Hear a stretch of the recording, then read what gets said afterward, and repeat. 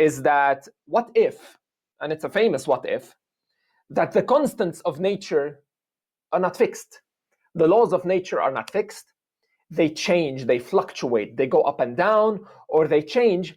But the problem is that change is either too small for us to detect, or we are simply not looking at the time when the change happens. Both ways, that change happens and then we never notice.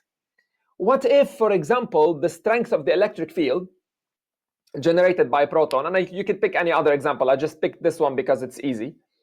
So here you have the strength of the electric field, and it's defined, the modulus of it very simply is defined as this constant k times E, which is the elementary charge of a proton, divided by the distance wherever you are away from that proton. So this is the elementary charge right here. And what if this quantity fluctuates up and down? Do you think we can notice? What do you think? Like, if we don't have the correct tools to notice, or you're saying, can we notice like with our natural eyes? Well, imagine the ideal setting, but then imagine that you are observing and this variation is too tiny for you to notice.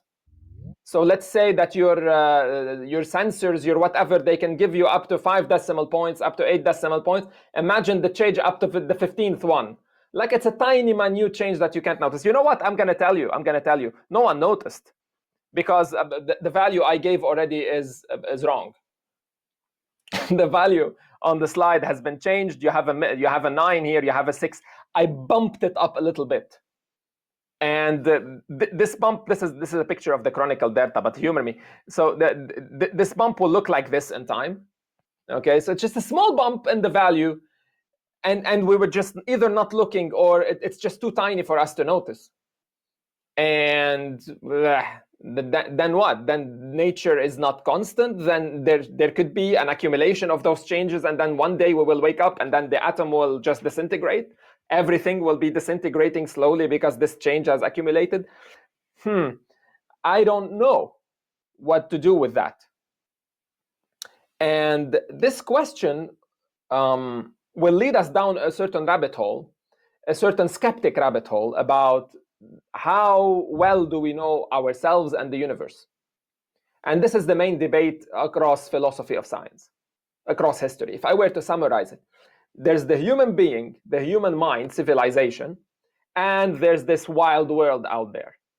And we are looking out, and then at some point we discovered that ourselves, we are messed up.